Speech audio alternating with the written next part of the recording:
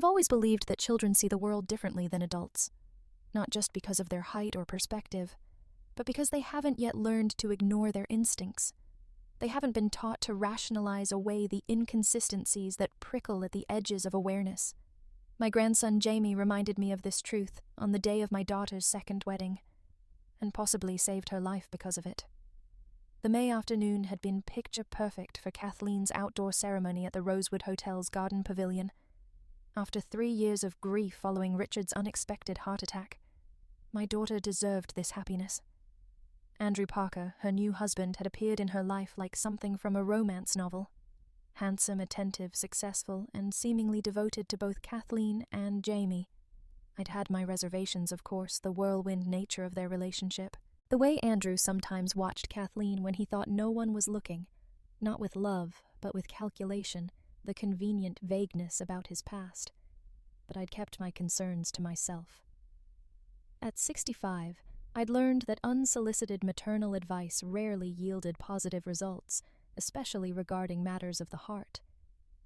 The reception was in full swing, the ballroom elegant with white roses and crystal. When Jaime abandoned the children's table where he had been contentedly drawing, he rushed to my side, his small face drained of color, his hand cold as it gripped mine. "Grandma Lucy, I want to go home now," he whispered urgently. I set down my champagne flute, immediately concerned. Jaime was a calm child, not prone to outbursts or demands. "What's wrong, sweetheart?" His eyes darted fearfully toward the head table where Kathleen and Andrew sat with their wedding party. "You didn't see what's under the table." I frowned, following his gaze. The head table was draped with floor-length white linen, adorned with floral arrangements and glittering tableware. Nothing seemed amiss. "Under the table?" I asked, trying to keep my tone light, despite his obvious distress. Jaime nodded vigorously, his voice dropping even lower. "There's a man's wallet. It fell out, but it doesn't have Andrew's picture in it. It has a different name and a different lady's picture." A chill ran through me, despite the warm ballroom. "Are you sure, Jaime?" "I was playing hide-and-seek with Tyler," he explained, referring to the ring-bearer. And I went under the table and saw it. The ID says Michael Townsend, not Andrew Parker. And there's a picture of him with another lady, not Mom. I've spent 30 years as a forensic psychologist working with law enforcement specializing in confidence schemes and fraud before my retirement. Something in Jaime's description triggered my professional instincts. Children. Jaime's age rarely fabricates specific details like names. They might imagine monsters or fears, but not identity documents with consistent alternate personas. "Show me," I said, rising from my seat. Discreetly Jaime, he led me toward the head table where Andrew was engaged in animated conversation with his best man, a slick L-looking individual named Drake, who had been introduced as an old college friend. Kathleen was momentarily absent, likely visiting with guests at other tables. "Pretend you're fixing my shoelace," Jaime instructed with a child's straightforward practicality. I knelt beside him near the head table, ostensibly adjusting his small dress shoe. From this vantage point, I could see beneath the white tablecloth. There, partially hidden by the table leg closest to Andrew's seat, was a leather wallet opened just enough to reveal the edge of what appeared to be an ID card. Without touching it, I could make out the beginning of a name, Mitch, and the top of a photograph that was definitely not Andrew. My heart began to pound. In my years of practice, I'd seen countless cases of identity fraud and romantic scams.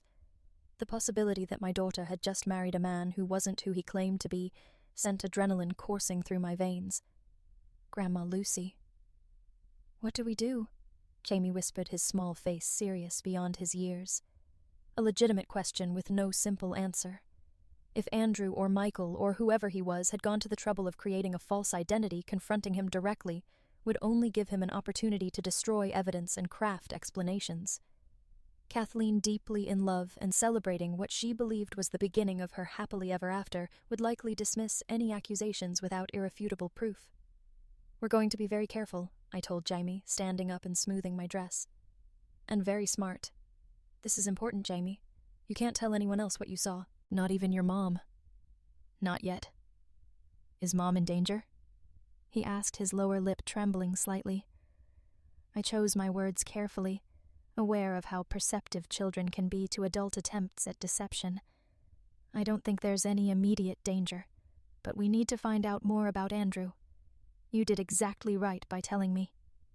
As if summoned by our whispers, Andrew himself approached, champagne flute in hand and his $1,000,000 smile in place.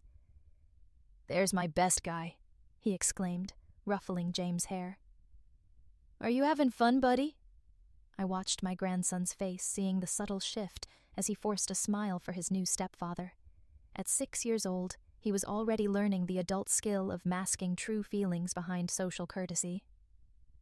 Yes, Jaime replied, his voice small but steady. Grandma Lucy was just fixing my shoe. Andrew turned that charismatic smile toward me. Lucy, you look beautiful today. I was just telling Drake how lucky I am to be joining such an amazing family. I returned his smile with practiced ease, decades of professional experience allowing me to hide my suspicions. The ceremony was lovely. You and Kathleen make a stunning couple. I'm the fortunate one, he said, wrapping an arm around Jaime's shoulders. A gorgeous wife, and this great little man as a bonus. Something in the proprietary way his hand gripped Jaime's shoulder sent another chill through me. If my suspicions were correct, Andrew's interest in my grandson might have nothing to do with paternal affection, and everything to do with the trust fund Richard had established for his only child, a fund that would pass to Kathleen's guardianship now that she had remarried. I should find Kathleen, Andrew continued. First dance is coming up soon. As he walked away, Jaime pressed closer to my side. I don't want to stay at the wedding, Grandma Lucy. I made a split-second decision. Go find your mom and tell her you're feeling tired. Ask if you can come home with me early. Can you do that? He nodded solemnly and headed toward Kathleen, who was chatting with cousins across the room, glancing around to ensure no one was watching. I quickly knelt beside the head table again. The wallet was still there. Without touching it, I used my phone to snap several photos from different angles, capturing as much of the visible ID and contents as possible. As I stood, I locked eyes with Drake Andrews' best man watching me from across the room, with an expression that sent ice through my veins. He raised his champagne in a mock toast, his eyes never leaving mine. He had seen me, and something told me he knew exactly what I had discovered. By the time Jaime returned with a concerned Kathleen, I had composed myself. Mom, is it okay if Jaime comes home with you? Kathleen asked. He says he's got a headache. Of course, I assured her, squeezing her hand. You enjoy your special day. We'll be fine. Kathleen kissed Jaime's forehead. Feel better, sweetheart. I'll see you tomorrow before we leave for the honeymoon. As we walked toward the exit, I felt Drake's eyes following us. At the door, I couldn't resist looking back. He was now seated beside Andrew, leaning close, speaking intently. Andrew's head snapped up his gaze, finding mine across the crowded ballroom. The mask of charm slipped for just a moment, revealing something cold and calculating beneath. He recovered quickly, raising his glass in my direction with a smile that didn't reach his eyes. Grandma Lucy. Jaime tugged at my hand. I think the bad man saw you out of the mouths of babes. As we stepped into the evening air, I knew we had very little time. Whatever game Andrew or Michael was playing, he now knew I had glimpsed behind the curtain. The question was, how far would he go to protect his secrets? The drive to my home in Brookside Heights was silent, Jaime dozing in the back seat, while my mind raced through possibilities and implications. If Andrew Parker wasn't actually Andrew Parker, who was he? And more importantly, what did he want from my daughter? Richard's death had left Kathleen financially secure, not excessively wealthy, but comfortable with life insurance, their modernist home in the suburbs, and investment accounts. The most substantial asset was Jaime's trust fund, which Richard had established with the proceeds from selling his software company before his heart attack. $2 million, inaccessible to anyone but Jaime until his 25th birthday, unless certain provisions were activated. One of those provisions, I recalled with growing unease, allowed for early distributions if approved by Jaime's legal guardians for education or health needs. With Richard gone, Kathleen was the sole trustee, and now as her husband Andrew would have significant influence, if not direct control. I carried my sleeping grandson into my guest bedroom, which remained decorated with dinosaur wallpaper from his frequent weekend visits. After tucking him in, I retreated to my study, a room Richard had jokingly called Command Central for its wall of filing cabinets and multiple monitors. Remnants of my days consulting on fraud cases. My fingers hovered over my laptop keyboard. Was I overreacting? Perhaps there was an innocent explanation for what Jaime had seen. Andrew could have borrowed someone's wallet, or maybe Jaime had misunderstood what he'd glimpsed in the dim space beneath the table. But my instincts, the same ones that had helped me identify patterns in dozens of fraud cases, were screaming otherwise. I uploaded the photos from my phone and enhanced them using software I'd kept current even after retirement.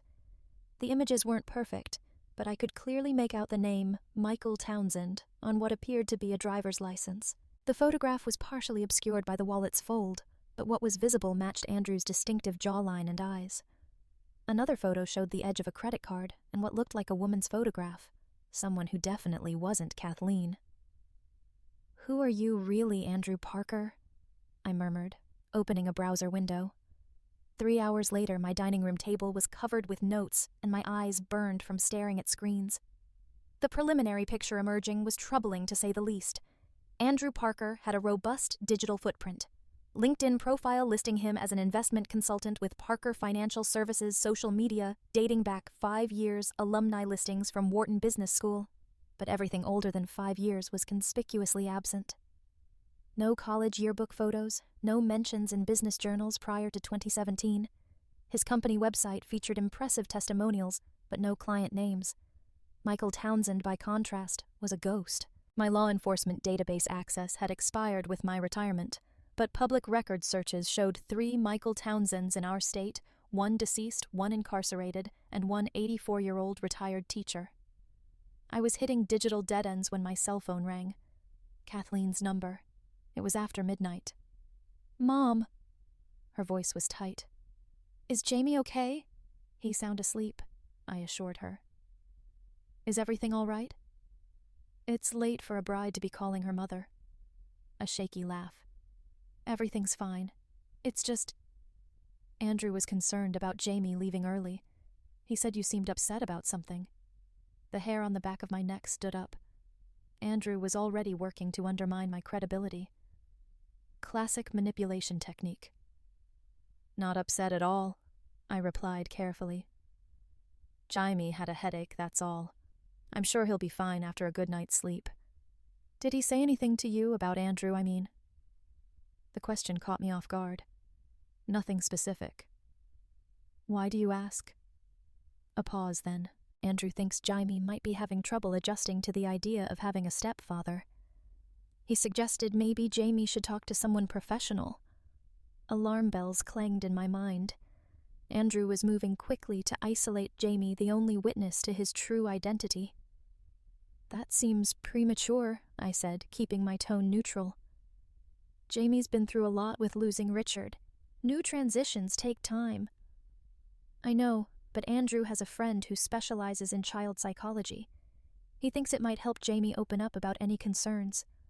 A friend like Drake, the best man who'd watched me with such calculated interest." I needed to tread carefully here.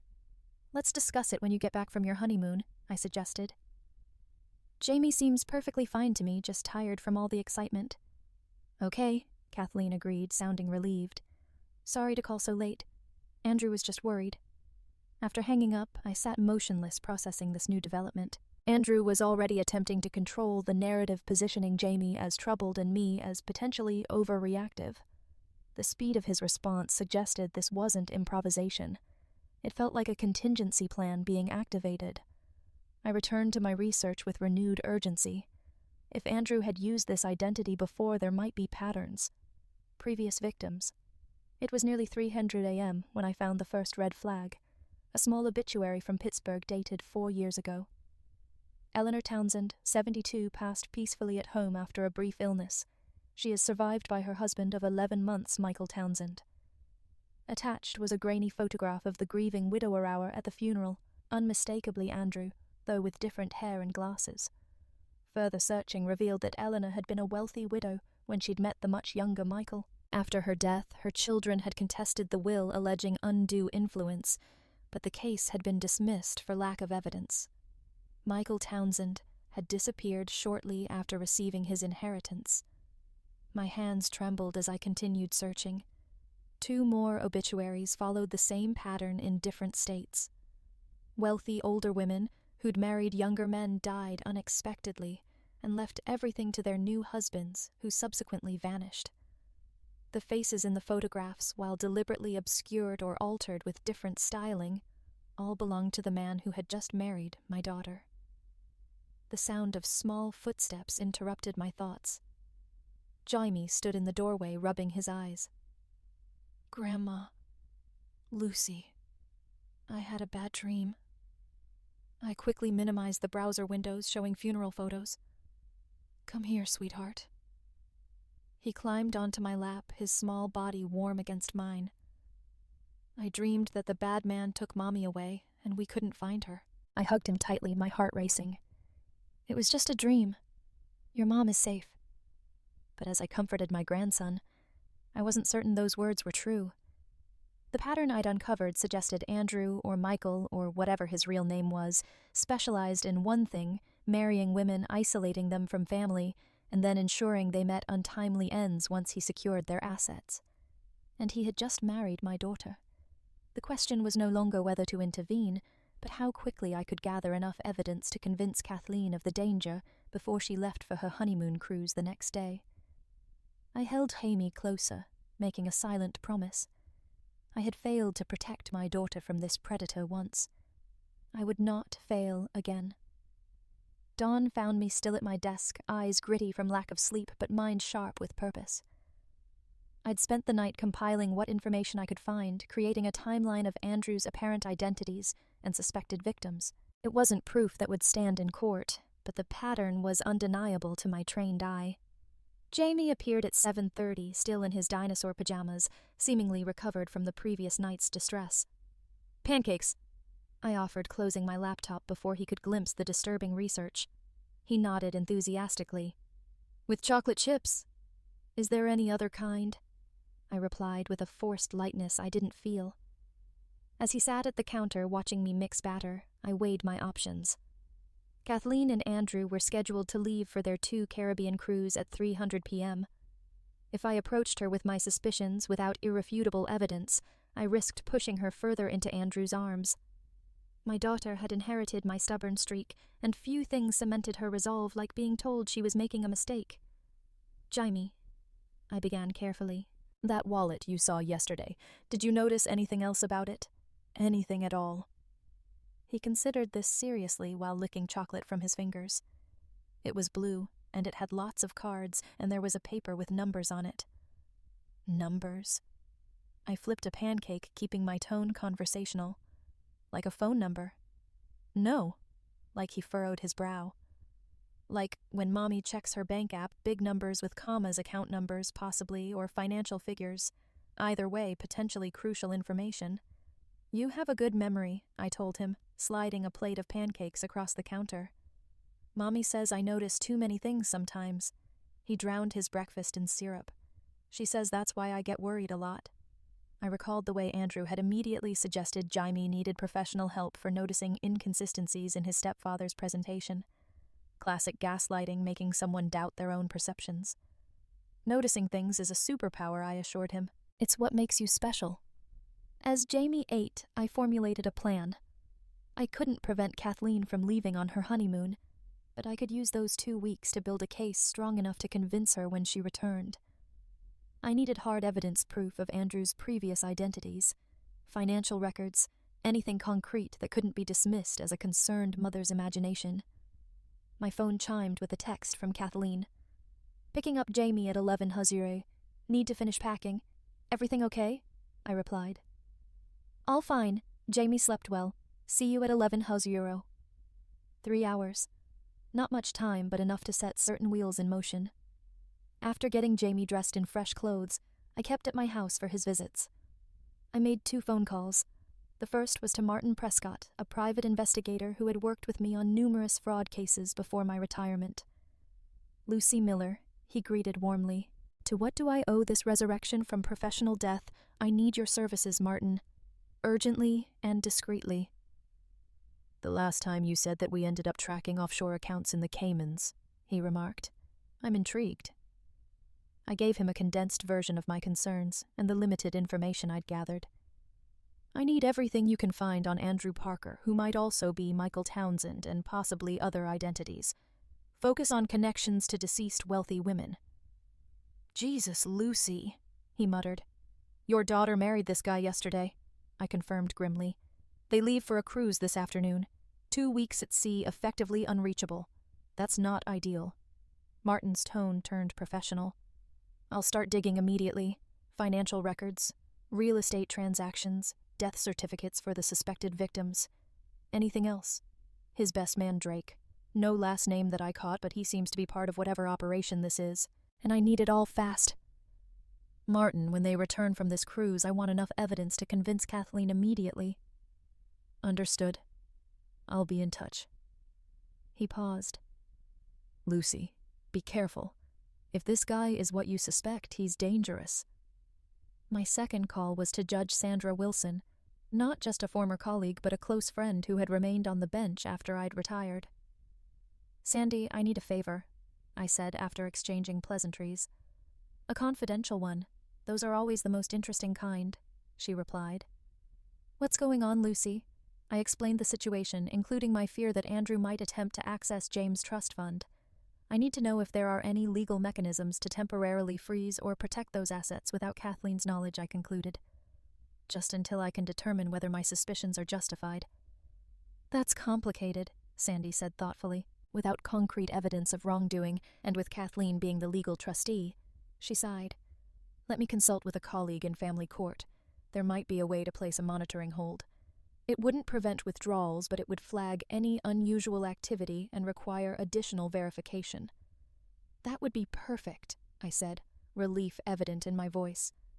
I don't want to restrict Kathleen's legitimate access, just protect Jaime's inheritance from potential exploitation. I'll see what I can do, Sandy promised. But Lucy, if this man is as sophisticated as you suspect, he'll have covered his tracks carefully. Be prepared for that. After hanging up, I found Jaime in the living room unusually quiet as he arranged his toy dinosaurs in a protective circle. Everything okay, sweetheart? I asked, sitting beside him. Mommy's going away for a long time, he said, not looking up with him.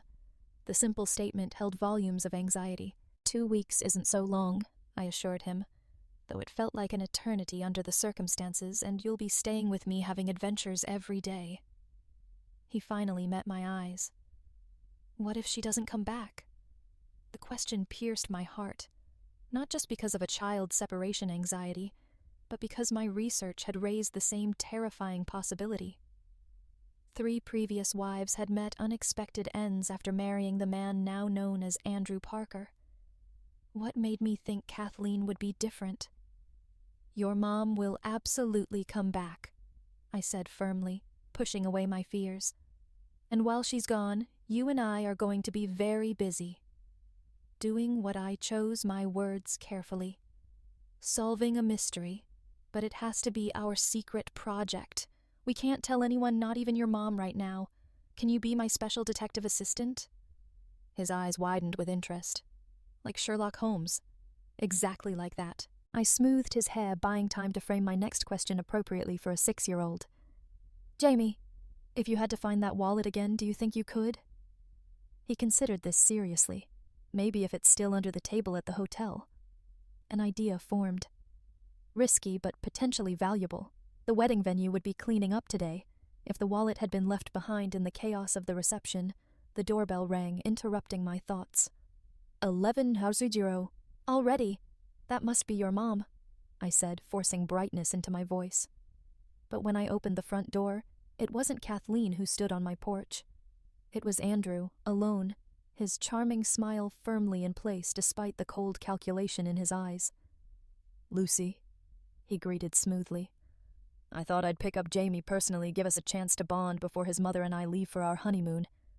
Behind me, I heard Jaime's small intake of breath, followed by the sound of him retreating further into the house. Andrew's smile never wavered, but his eyes tracked the movement, then returned to mine with unmistakable challenge. "May I come in?" he asked, though he was already stepping across the threshold. The predator had come to my door, and I had precisely no evidence yet to stop whatever he had planned. Of course. I stepped aside. Years of professional training allowing me to maintain a neutral expression despite the alarm bells clanging in my mind. "Jaime's just finishing breakfast. I wasn't expecting you instead of Kathleen." Andrew moved into my living room with the easy confidence of a man accustomed to being welcomed everywhere. He wore casual designer clothes, expensive jeans, a tailored button-down, and a watch that probably cost more than my car. The perfect wealthy stepfather image. Kathleen's finalizing some packing details, he explained, glancing around my home with poorly disguised assessment. "I thought this would give Jaime and me some one-on-one time before we leave." His eyes lingered on my dining room table where thankfully I'd closed my laptop and gathered my notes.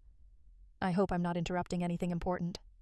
"Just a quiet morning after the excitement of the wedding," I replied, moving subtly to position myself between him and the hallway that led to where Jaime had retreated. "Coffee, please." In the kitchen, I deliberately took my time preparing 2 cups, using these precious moments to compose myself. Andrew's unexpected arrival was not coincidental. He wanted something information reassurance that I hadn't recognized him, or perhaps simply to evaluate whether I posed a threat to his plans. When I returned with the coffee, he had made himself comfortable on my sofa, scrolling through his phone with apparent casualness. "Beautiful ceremony yesterday," I commented, handing him a mug.